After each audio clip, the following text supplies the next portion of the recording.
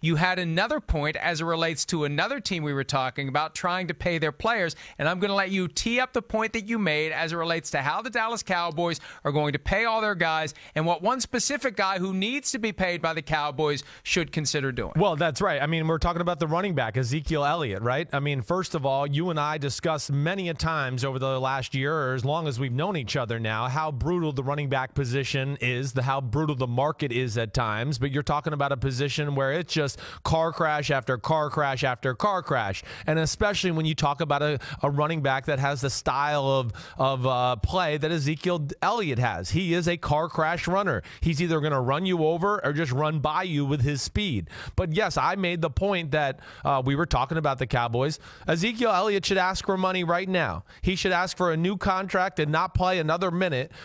He's going into year 4 of his career. He's eligible for a new contract. He's led the NFL in rushing 2 out of the first 3 years of his career. He's led the NFL in rushing attempts 2 out of the first 3 years of his career. Probably would be 3 for 3 if he didn't have to deal with some of the suspension stuff that dated back to Ohio State in year 2. That affected things there. But you made the point. You know, you said, well, gosh, Ezekiel Elliott, it seems like they're just going to run him into the ground and then get rid of him when he's done. Well, that's why Ezekiel Elliott needs to just draw the line in the sand right now. Pay me Todd Gurley money or better. I've led the football in rushing 2 years and 2 out of 3 years, and I'm not going to let you here and just absolutely abuse my body before I get to re-up with a new contract and not really capitalize off of his God-given gifts, which are his legs, his butt, and his ability to run the ball between the tackles.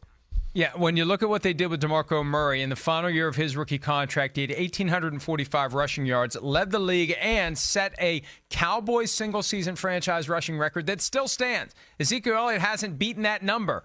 And they let DeMarco Murray leave in free agency. No franchise tag, no competitive offer to keep him. They waited a year. They drafted Ezekiel Elliott. And I could see them doing the same thing with Elliott. Chew him up, spit him out, move on to another running back, because we've seen so many of these second contracts because of the timing. After 4 or 5 years, the guy has had his best seasons. You're giving him all this money, and then the decline begins. Yes. The Seahawks couldn't wait to get rid of Shaun Alexander 1 year after they gave him a contract that came 1 year after he was the NFL MVP. Todd Gurley, arthritic condition in his knee. The Rams surely regret the deal that they gave him last year. So if you're Ezekiel Elliott, it's incumbent on you, while you are still performing at a high level, to say, I want mine. It worked for Emmitt Smith in 1993, and here's why it's going to work now if he does it.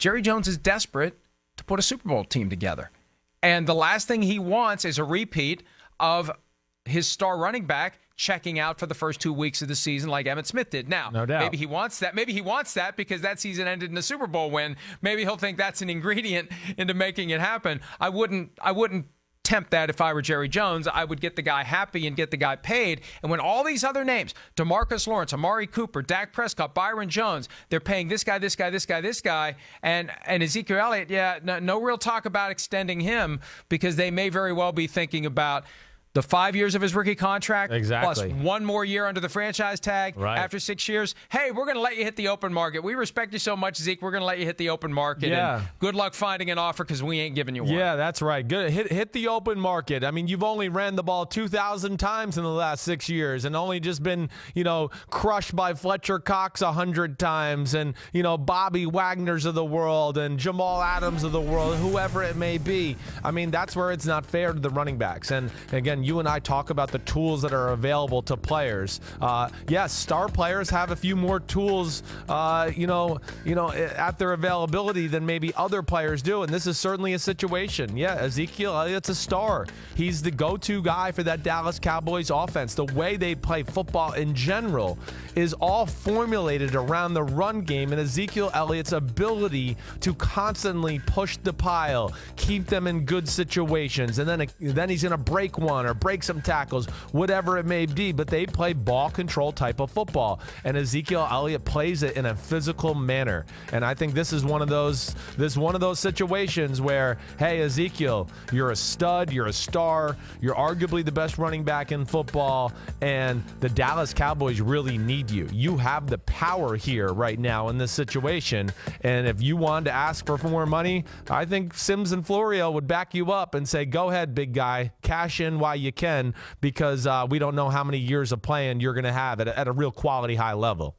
Yeah, I don't know that you want to rely on the advice from the two of us as the thing that you hang your hat on before you make a major career move, but we still would have his back. I think we're spot on this one. It's our guts, his blood, basically, yes. In this situation. But this highlights one of the problems with the current labor deal, the rookie wage scale that was put in place in 2011, with an eye toward ensuring that busts don't take all these millions out of the system that could go to other players. Yep. As part of that, and I remember talking to the commissioner about this face-to-face in 2010, what does the league propose to do to reward the guys who aren't busts? Because you're taking money away from the guys who never earn it, but you're also never giving it to the guys who do earn it, the guys who did deserve it. And Elliott clearly deserved the windfall, and it's not a windfall because you earned those dollars. He should have gotten the kind of contract that pre-2011, the 4th overall pick in the draft, received. So how do we build into the next CBA protections for the young players who are good? And it's in the interest of all players that this happen, because the more that these good young players make more money, the market gets pushed up, and there's more pressure out there that other players can put on teams to pay them, because they can say, this is how much this guy makes, this is how much that guy makes. These young players who come in and make a difference need to be making more money. That's something. If the union is looking for realistic things to push for next time around, that's something realistic and that's something beneficial. And if Ezekiel Elliott isn't going to have that baked into the CBA, then he needs to go out there and take advantage of all avenues to try to get a new contract now, instead of letting the Cowboys use him up and put him in a point where he's got nothing left when it's time for him to become a free agent. Yeah, no doubt. I think you make some good points too about those guys that do outperform those rookie contracts, guys that are in the middle of the first round, late first round. I think what we want to see from them is, okay, if you're a receiver who gets picked at number 22 on the draft, right? He's the 22nd pick of the draft. He has an amazing year where he's in stats, he's top 5 in all categories, top 5 in receptions, top 5 in yards. I would love to see him. Let's make more than the $4 or $5 million. Maybe the NFL can find some way to go, okay, because of what you did in your performance on the field, you get some sort of performance award where you get paid like you're one of the 5 best receivers in football now that you reach that plateau on your rookie contract. Things like that go through my mind. I'm always looking for ways that the players can capitalize more on their talents. This is their one shot. This is all they got. They're not doctors. They're not going to be able to do this till they're 70 years old. Football players have between the age of 21 and 30 basically to strike it rich or really capitalize on the God-given best talent they have to put forward, and they have to take advantage of it and strike when the iron's hot.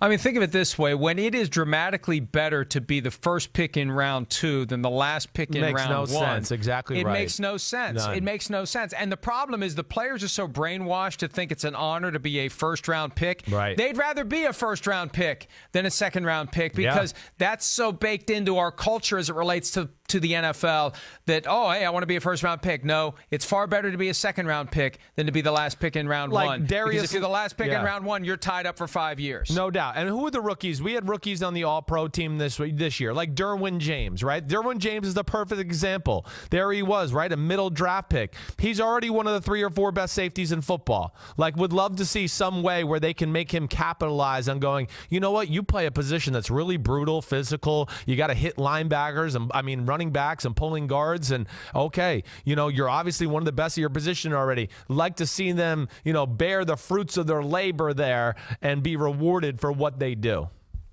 And when I asked the commissioner, how are you going to take care of this? How are the teams going to take care of this to ensure that the players who have performed at a high level get the money they should have gotten. He said, well, the teams will take care of that. Well, they don't. No, they never do. Look at the Texans and Jadeveon Clowney. Right. He's put in his 5 years, and now he's got another year under the franchise tag. Why? Because they're exploring the possibility of chewing him up and spitting it out and moving on when he has nothing left. Exactly. That's exactly what's going to happen potentially to Ezekiel Elliott. And here, one of the problems is in this last CBA, they changed the trigger for negotiating a new contract from 2 years to 3 years. So why not just go back to 2 years? Let teams do a new contract. Let a guy begin holding out after 2 years. You hold out after 2 years, there isn't a damn thing your team can do. You hold out after 3 years, they can pay you. Why not make it 2 years and then allow an Ezekiel Elliott or someone else who has a great first 2 years of his career to say, hey, you know what? I'm not a bust. Pay me what I should have made coming out of the draft. Right. Anyway, we're not going to solve all the problems here. We're just throwing some ideas out to the extent that the players are looking for things that can really sink their teeth into. These, the players want to get rid of the franchise tag. It's not going away. These things, I think, are more practical to try to get the league's attention. And these are things that just as a matter of basic fairness need to be taken care of. That's right. Because these players do get chewed up. They get spat out, and they never make the money they should have. Hi, I'm Mike Tirico, and thanks for watching. Make sure to hit subscribe for the latest news and highlights from NBC Sports.